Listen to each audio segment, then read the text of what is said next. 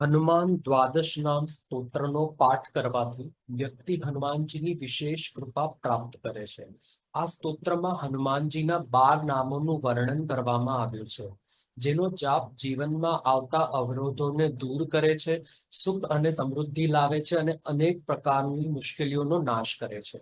ડિપ્રેશનથી પીડિત વ્યક્તિ આ મંત્રનો જાપ કરવો જોઈએ. હનુમાનજીનો આશીર્વાદ તે વ્યક્તિ પર રહેશે અને હતાશા દૂર થશે. તસ્ય સર્વ ભયન્નાસ્તિ રણે ચ વિજયી ભવેત. મંત્રમાં કહેવામાં આવ્યું છે કે જેનો અર્થ થાય છે કે તેને કોઈ ભય રહેશે નહીં અને તે દરેક યુદ્ધ જીતી જશે.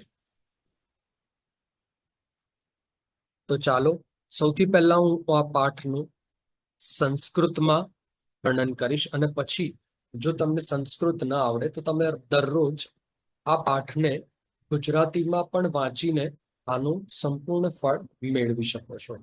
સ્તોત્ર.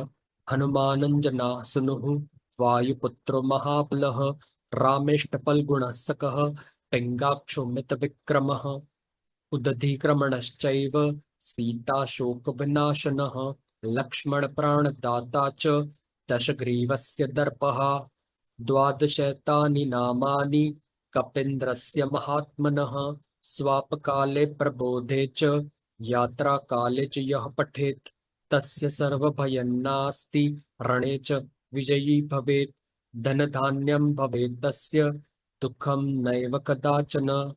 હનુમાન દ્વાદશ નામ સ્તોત્ર સંપૂર્ણ.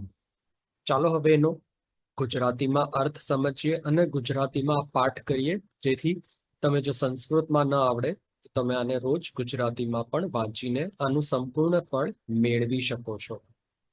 હનુમાનજીના 12 નામ છે. હનુમાનજીનું મૂળ નામ છે અંજની પુત્ર, માતા અંજનીના પુત્ર છે. વાયુપુત્ર, પવન દેવતાના પુત્ર છે. મહાબલ, અનંત બલ ધરાવતા દેવતા. રામેશ્વર, રામના પ્રિય. ફાલ્ગુન સખા, અર્જુનના મિત્ર. પિંગાક્ષ, પીળી લાલ આંખો વાળા દેવ. અમિત વિક્રમ, અપાર બહાદુરી અને હિંમતના દેવ. શક્તિશાળી હનુમાન અંજનાના પુત્ર અને વાયુના પુત્ર હતા. તે ભગવાન રામચંદ્રના પ્રિય અને અર્જુનના મિત્ર હતા. તેમની આંખો પીળી હતી અને તેમની હિંમત અપાર. ઉદધીક્રમ, સમુદ્ર પાર કરવાની ક્ષમતા ધરાવતા શક્તિશાળી દેવતા. સીતા શોક વિનાશન, શક્તિશાળી દેવતા જે સીતાજીના દુઃખને દૂર કરવાની ક્ષમતા ધરાવે છે. લક્ષ્મણ પ્રાણનો જીવ બચાવનાર શક્તિશાળી દેવતા. દશગ્રીવસ્ય દર્પઃ, રાવણના અભિમાનને તોડનાર શક્તિશાળી દેવ. સમુદ્ર પાર કર્યો અને માતા સીતાના દુઃખોનો નાશ કર્યો. તેમણે લક્ષ્મણને જીવન દાન આપ્યું અને રાવણના અભિમાનનો નાશ કર્યો.